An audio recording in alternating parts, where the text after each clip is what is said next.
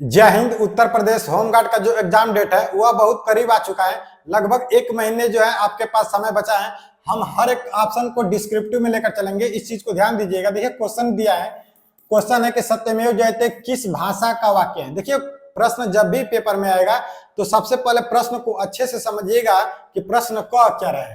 तो यहाँ पर प्रश्न पूछा है कि सत्यमेव जयते किस भाषा का वाक्य है, यानी कि जो सत्यमेव जयते है यह किस भाषा का वाक्य है।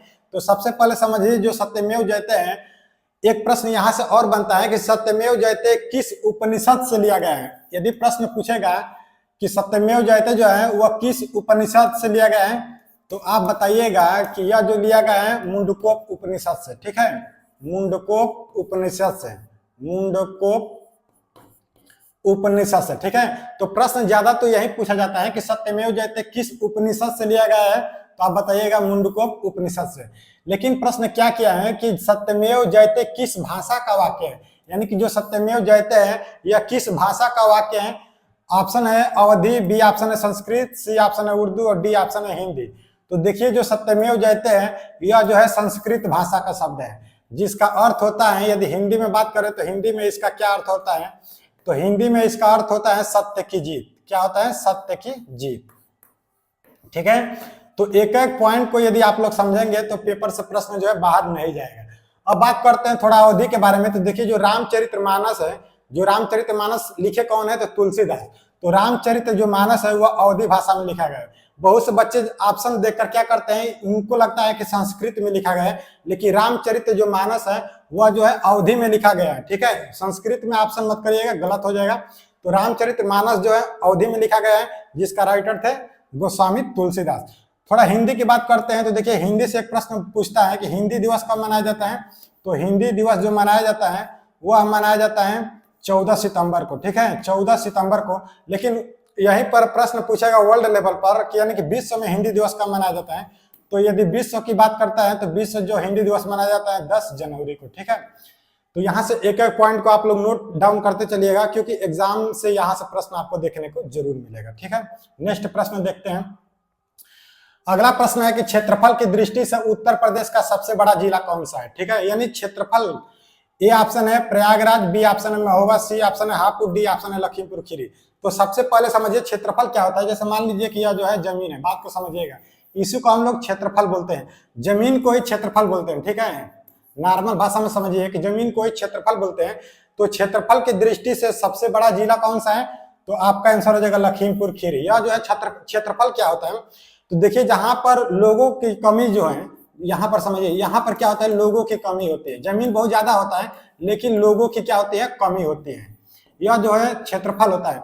लेकिन यहीं पर जनसंख्या पूछता है, तो जनसंख्या क्या होता है कि जमीन बहुत ज्यादा रहेगा। ठीक है, लेकिन यहाँ पर क्या होगा कि जमीन से ज्यादा जो है लड़के रहेंगे। जैसे मैं बात को समझिएगा, यहाँ पर प्रश्न क्या क्या है कि क्षेत्रफल की दृष्टि से उत्तर प्रदेश का सबसे बड़ा जिला, तो लखीमपुर खीरी। यानी कि यह जमीन जो है, बात को समझिएगा, यह जो जमीन है मान लीजिए कि 10 कट्ठा है। ठीक है, तो 10 कट्ठा में क्या है, यहाँ पर मान लीजिए कि आपके यहाँ 15,000 रह रहे हैं। ठीक है, यानी कि 15,000 जो है इस जमीन के अंदर रह रहे हैं।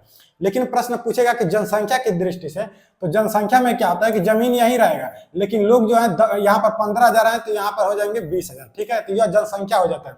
तो प्रश्न पूछेगा कि जनसंख्या की दृष्टि से उत्तर प्रदेश का सबसे बड़ा जिला, तो प्रयागराज। लेकिन पॉइंट को समझिएगा, क्षेत्रफल की दृष्टि से उत्तर प्रदेश का सबसे बड़ा जिला तो लखीमपुर खीरी। लेकिन प्रश्न पूछेगा कि क्षेत्रफल की दृष्टि से उत्तर प्रदेश का सबसे छोटा जिला, तो हापुड़। देखिए यह क्षेत्रफल से सबसे छोटा जिला है हापुड़, और यह जो है क्षेत्रफल से सबसे बड़ा जिला है लखीमपुर खीरी। लेकिन जनसंख्या से पूछेगा तो जनसंख्या में हो जाएगा सबसे बड़ा जिला प्रयागराज, और प्रश्न पूछेगा कि जनसंख्या में सबसे छोटा जिला तो महोबा। ठीक है, एक एक पॉइंट को नोट डाउन करते चलिएगा।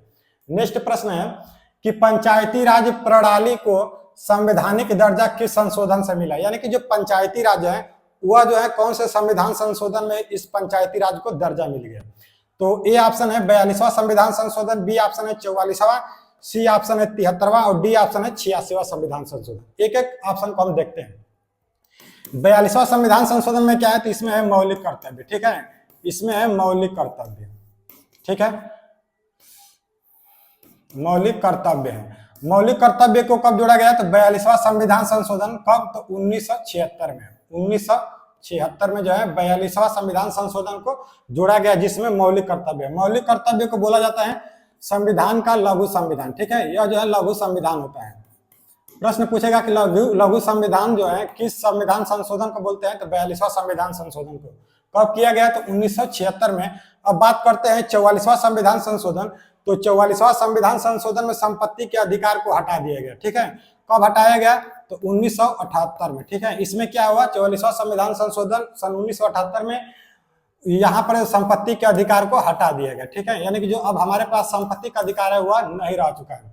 73वां संविधान संशोधन 1992-93 में हुआ था। ठीक है, 1992-93 में। यह किससे संबंधित है, तो यह जो है पंचायती राज से संबंधित है। ठीक है, पंचायती राज से।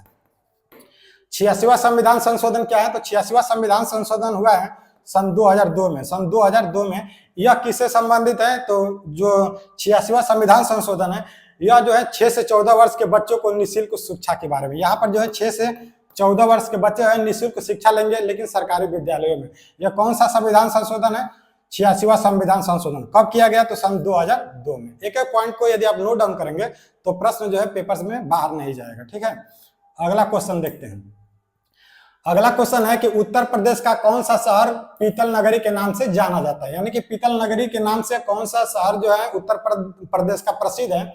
ए ऑप्शन है अलीगढ़, बी ऑप्शन है मुरादाबाद, सी ऑप्शन है फिरोजाबाद, डी ऑप्शन है आगरा। तो सबसे पहले हम अलीगढ़ की बात करते हैं। तो अलीगढ़ को बोला जाता है ताला नगरी, इसको बोला जाता है ताला नगरी। ठीक है, यानी कि यहाँ पर ताला ज्यादा होता है। मुरादाबाद को बोला जाता है पीतल नगरी, मुरादाबाद को बोला जाता है पीतल नगरी। फिरोजाबाद को बोला जाता है चूड़ियों का नगरी। ठीक है, यहाँ पर चूड़ियां जो है ज्यादा होती है। ठीक है, आगरा को क्या बोलते हैं, तो पेठा नगरी। ठीक है, पेठा नगरी। देखिए एक एक पॉइंट को पढ़ेंगे तो जो है प्रश्न जो है बाहर नहीं जाएगा। यहाँ पर हम छोड़ दिए हैं कि यानी प्रश्न क्या किया था कि पंचायती राज प्रणाली का संबंध किससे है, तो यहाँ पर हो जाएगा 73वां संविधान संशोधन। ठीक है, यही प्रश्न पूछा था। कब किया गया था, तो 1992-93 में। ठीक है, तो प्रश्न जो है इसका आंसर नहीं बताया था। तो देखिए फ्रेंड्स, यदि ऐसे पढ़ेंगे तो पेपर में जो है प्रश्न बाहर नहीं जाएगा, क्योंकि हम पढ़ाते हैं तो डिस्क्रिप्टिव पढ़ाते हैं। फिर मिलता है अगले नेक्स्ट वीडियो में। जय हिंद, जय भारत।